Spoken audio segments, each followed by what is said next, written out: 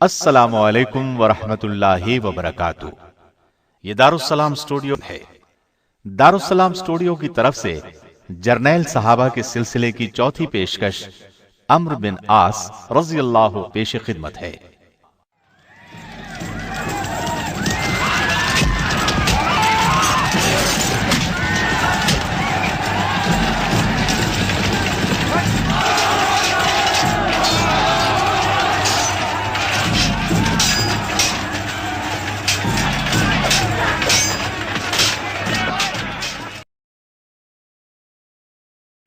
اللہ کی راہ میں جہاد کرو جیسا کہ جہاد کرنے کا حق ہے۔ اسی نے تمہیں برگزیدہ بنایا ہے اور تم پر دین کی کسی بات میں تنگی نہیں ڈالی، اور تمہارے لیے تمہارے باپ ابراہیم کا دین پسند کیا۔ اللہ نے پہلے یعنی پہلی کتابوں میں تمہارا نام مسلم رکھا تھا، اور اس کتاب میں بھی تمہارا یہی نام رکھا ہے۔ تو جہاد، جو مسلمان گھروں میں بیٹھ رہتے اور لڑنے سے جی چراتے ہیں اور کوئی عذر نہیں رکھتے، وہ اور جو اللہ کی راہ میں اپنے مال اور جان سے لڑتے ہیں، وہ دونوں برابر نہیں ہو سکتے۔ اللہ نے مال اور جان سے جہاد کرنے والوں کو بیٹھ رہنے والوں پر درجے میں فضیلت بخشی ہے، اور گو نیک وعدہ سب سے ہے، لیکن اجر عظیم کے لحاظ سے اللہ نے جہاد کرنے والوں کو بیٹھ رہنے والوں پر فضیلت بخشی ہے۔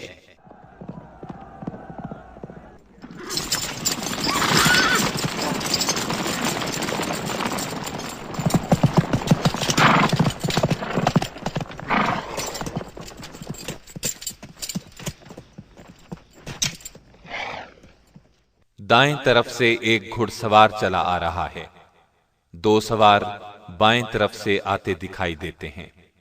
تینوں کا رخ ایک ہی سمت میں ہے، شاید ان تینوں کی منزل ایک ہے، اور پھر تینوں ایک دوسرے کے نزدیک آ کر رک جاتے ہیں۔ چند لمحے تک وہ ایک دوسرے کو دیکھتے ہیں، پھر ان کے درمیان اس طرح گفتگو شروع ہوتی ہے۔ عمرو بن عاص نے پوچھا، خالد بن ولید، یہ آپ ہیں؟ خالد بن ولید نے جواب دیا، میرے دوست عمرو بن عاص، میں کیا دیکھ رہا ہوں کہ آپ تنہا ہیں اور آپ کا رخ مکے کی طرف بھی نہیں، آپ کا کہاں جانے کا ارادہ ہے؟ عمرو بن عاص نے جواب دیا، اے خالد، میں اسلام قبول کرنے جا رہا ہوں۔ میں رسول اللہ صلی اللہ علیہ وسلم کے قدموں میں جگہ پانے کی غرض سے یہ سفر کر رہا ہوں۔ آپ اپنی سنائیں، آپ کا کیا ارادہ ہے؟ میں آپ کے ساتھ عثمان بن طلحہ کو بھی دیکھ رہا ہوں۔ اس پر خالد بن ولید نے جواب دیا، تب تو ہماری منزل ایک ہے، کافی مدت سے میرے جذبات بھی یہی چلے آ رہے ہیں، اب میں رہ نہیں سکتا، اسلام کے حلقے میں شامل ہو کر رہوں گا۔ عمرو بن عاص یہ سن کر بہت خوش ہوئے اور بولے، آئیے پھر ہم اکٹھے ہی چلتے ہیں۔ اس طرح عمرو بن عاص، خالد بن ولید اور عثمان بن طلحہ نبی صلی اللہ علیہ وسلم کی خدمت میں حاضر ہوئے اور اسلام کی دولت سے مالا مال ہو گئے۔ یہ ماہ صفر سن 8 ہجری کا واقعہ ہے۔ ان کے اسلام لانے پر نبی کریم صلی اللہ علیہ وسلم نے فرمایا، آج مکے نے اپنے جگر گوشے ہماری طرف پھینک دیے ہیں۔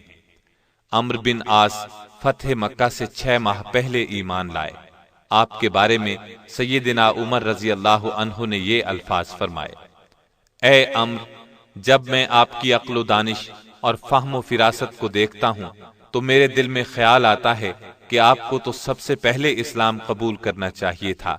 اس پر انہوں نے جواب دیا، اے عمر، انسانوں کے دل اس ذات کے قبضے میں ہیں جس نے ہمیں پیدا کیا۔ اس طرح کی سعادت اس وقت نصیب ہوتی ہے جب اللہ کو منظور ہو، اس میں انسان کی عقل کو کوئی دخل نہیں۔ اب بھی یہ سعادت نصیب ہوئی تو میں اپنے لیے اسے خوش قسمتی سمجھتا ہوں، اور میں اس وقت کو اپنی زندگی کا سرمایہ خیال کرتا ہوں جب میں نے اسلام قبول کیا تھا تو نبی صلی اللہ علیہ وسلم مسکرا رہے تھے، میرے لیے اس سے بڑھ کر خوشی کی بات کیا ہوگی کہ میرے اسلام لانے پر نبی صلی اللہ علیہ وسلم کے چہرے پر مسکراہٹ آ گئی۔ نبی صلی اللہ علیہ وسلم نے مجھے اپنی شفقت کے سائے میں جگہ دی، میرے سابقہ گناہوں کی معافی کی خوشخبری مجھے سنائی۔ اسلام کے قبول کرنے کے تھوڑا ہی عرصہ بعد عمرو بن عاص رضی اللہ عنہ کو ذات السلاسل کی لڑائی کے لیے لشکر کا امیر مقرر کیا گیا، جبکہ اس لڑائی میں ابو بکر صدیق، عمر بن خطاب اور ابو عبیدہ بن جراح رضی اللہ عنہم جیسے بڑے بڑے صحابہ شامل تھے، اور اس کے بعد بھی بہت سی خطرناک مہمات میں آپ نے قیادت کی۔ انہیں یہ اعزاز ان کی عقل و دانش، فہم و فراست، جرت اور سیاسی بصیرت کی بنا پر ملا۔ ان کا شمار عرب کے 4 مشہور قائدین میں ہوتا ہے۔ ان چاروں کی صلاحیتوں کا لوہا مانا گیا ہے۔ ان چاروں کے نام یہ ہیں: معاویہ بن ابی سفیان، مغیرہ بن شعبہ، زیاد بن ربیہ اور عمرو بن عاص رضی اللہ عنہم۔ فتح مکہ کے بعد نبی صلی اللہ علیہ وسلم نے وہاں قائم بت خانوں کو گرانے اور توڑنے کا ارادہ فرمایا تاکہ شرک کے تمام مرکزوں کو ختم کر دیا جائے۔ نبی صلی اللہ علیہ وسلم نے اعلان فرمایا کہ جس کے گھر میں کوئی بت ہے وہ اس کو اپنے ہاتھوں سے توڑ دے۔ بیت اللہ میں موجود تمام بت ریزہ ریزہ کر دیے گئے۔ اللہ کے گھر کو بتوں سے پاک کر دیا گیا۔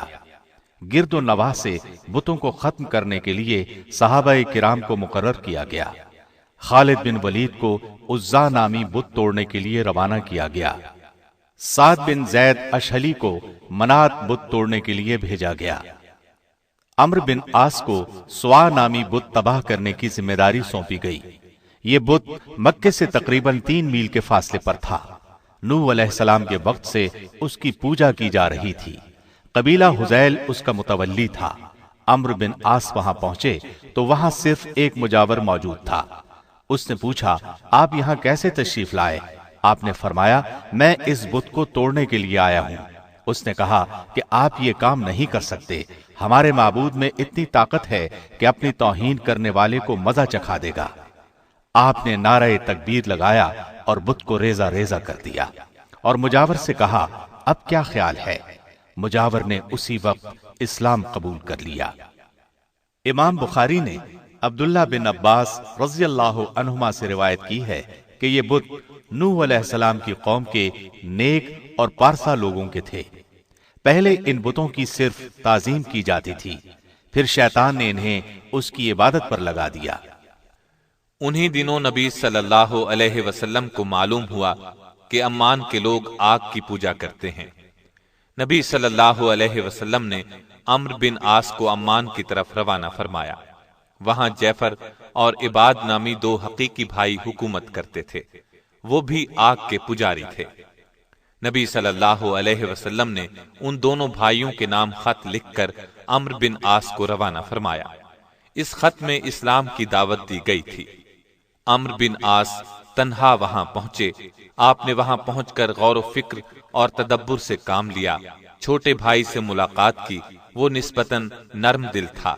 آپ نے اسے نبی صلی اللہ علیہ وسلم کا خط دیا۔ اس خط نے اس کے دل میں بہت اثر کیا۔ دوسرا بھائی سخت مزاج اور ضدی تھا، لیکن آخر نبی صلی اللہ علیہ وسلم کے خط نے اس کے دل پر بھی اثر کیا۔ عمرو بن عاص کی بے خوفی اور مستقل مزاجی نے بھی کام دکھایا، وہ نرم ہو گیا۔ اس طرح دونوں بھائی مسلمان ہو گئے اور ان کی رعایا نے بھی اسلام قبول کر لیا۔ اس طرح پورا ملک مسلمان ہو گیا۔ نبی صلی اللہ علیہ وسلم کو یہ خبر سن کر بہت خوشی ہوئی۔ آپ نے عمرو بن عاص رضی اللہ عنہ کو ان لوگوں کی دینی تعلیم و تربیت کے لیے مقرر فرمایا۔ عمرو بن عاص وہاں 2 سال تک رہے۔ اس سے پہلے ان سے ایک اور اہم کام لیا گیا۔ مدینے سے 300 میل کے فاصلے پر ذات القرا نامی ایک وادی تھی۔ اس آبادی میں قبیلہ خزاع آباد تھا۔ اس قبیلے نے مدینے پر حملہ آور ہونے کا ارادہ کیا۔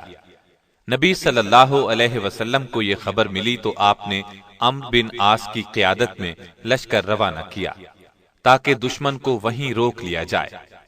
عمرو بن عاص اسلامی لشکر کو لیے جمادی الثانی 8 ہجری کو اس وادی کے ایک چشمے تک پہنچ گئے۔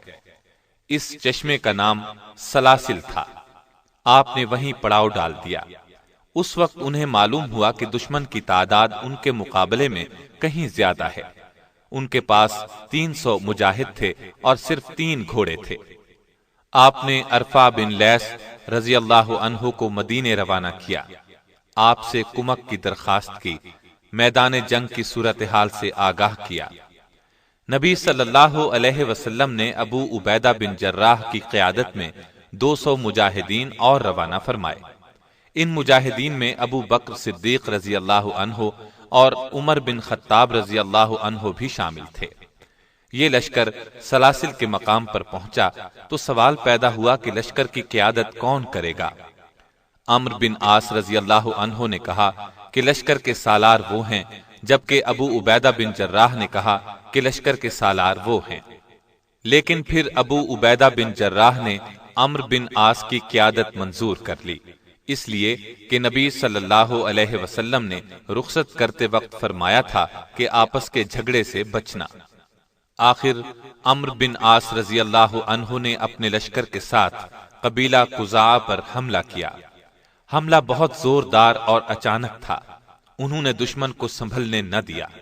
بہت سے دشمن میدان میں مارے گئے، باقی بھاگ نکلے۔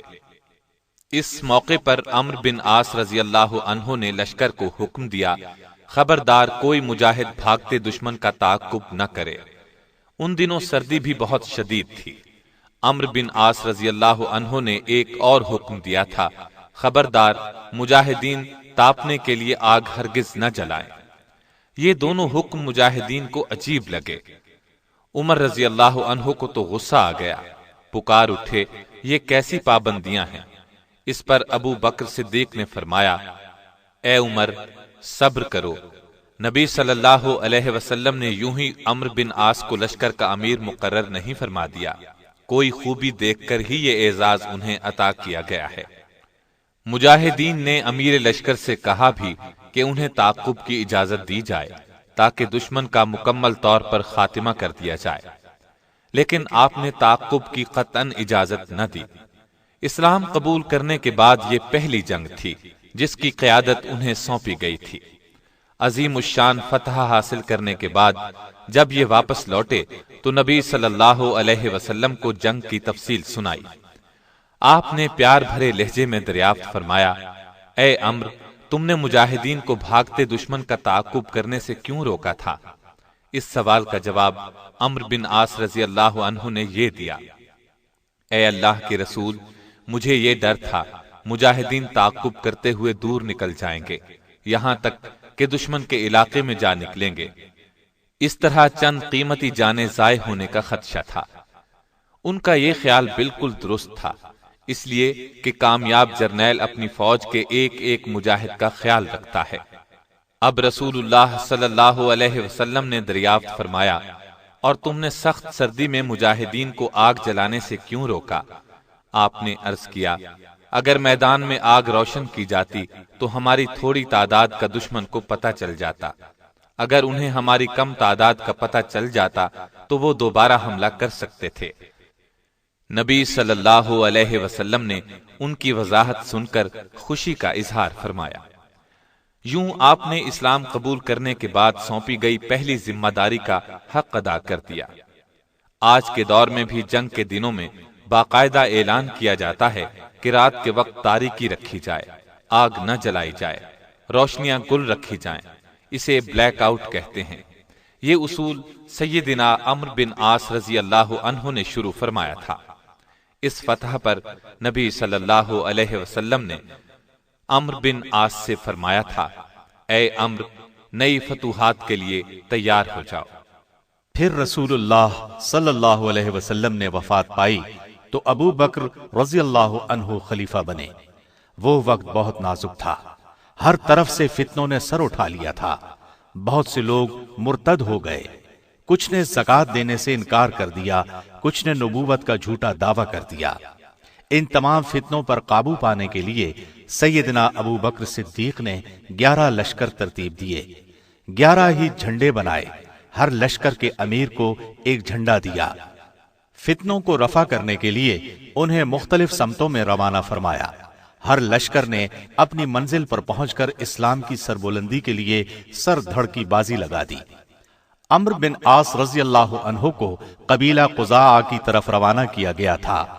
آپ نے چونکہ نبی کریم صلی اللہ علیہ وسلم کی زندگی میں بھی اس قبیلے کا مقابلہ کیا تھا، اس لیے انہیں ان کی طرف روانہ کیا گیا تھا۔ ان لوگوں نے نبی کریم صلی اللہ علیہ وسلم کی وفات کی خبر سن کر زکوٰۃ دینے سے انکار کر دیا تھا۔ یہ ایک بار پھر قبیلہ قزاعہ پر حملہ آور ہوئے۔ بہت زبردست جنگ ہوئی۔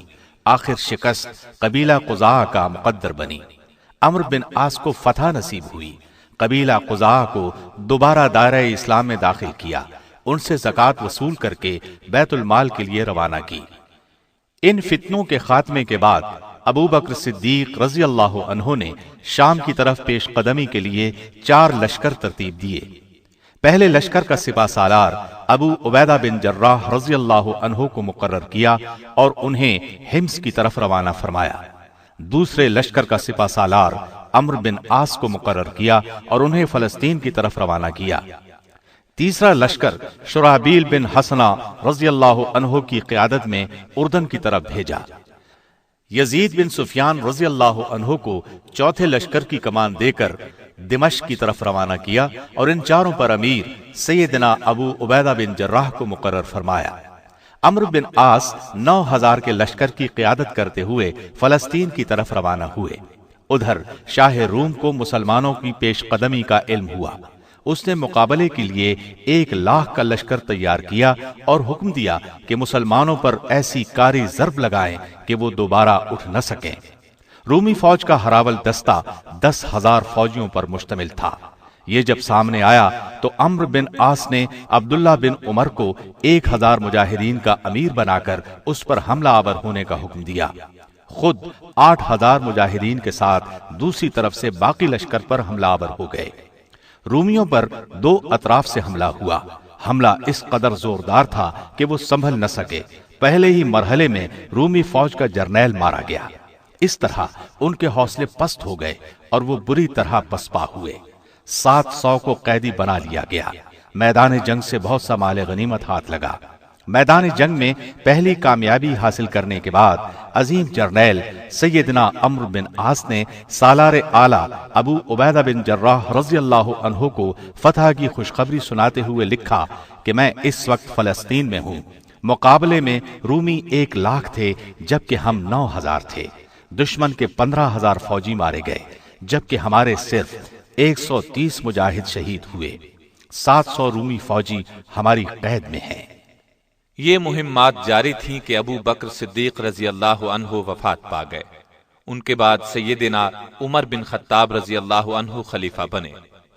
عمرو بن عاص نے مصر پر حملے کی اجازت طلب کی کیونکہ شامی فوج کا سپہ سالار ارطبون فلسطین سے بھاگ کر مصر چلا گیا تھا۔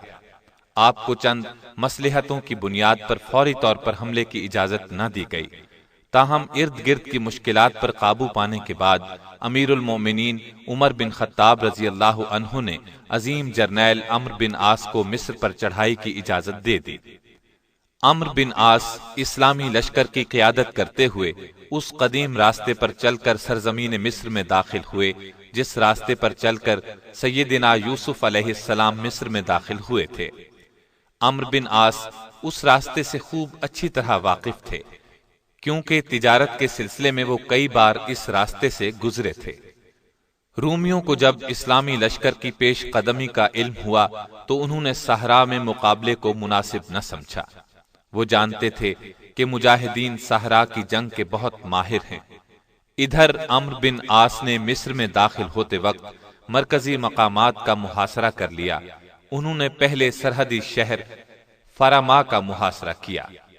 محاصرہ 2 ماہ تک جاری رہا۔ آخر اس شہر کو اسلامی لشکر نے فتح کر لیا۔ اس پر قبضے سے شام کو جانے والا راستہ محفوظ ہو گیا۔ عمرو بن عاص رضی اللہ عنہ نے اس شہر کی فصیل کو گرانے کا حکم دے دیا تاکہ دوبارہ دشمن اس میں پناہ گزین نہ ہو سکے۔ ساحل پر لنگر انداز کشتیوں کو بھی جلانے کا حکم دے دیا تاکہ دشمن انہیں استعمال کر کے اسلامی لشکر کو نقصان نہ پہنچا سکے۔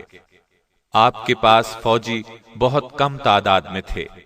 آپ نے امیر المومنین سے کمک طلب کی۔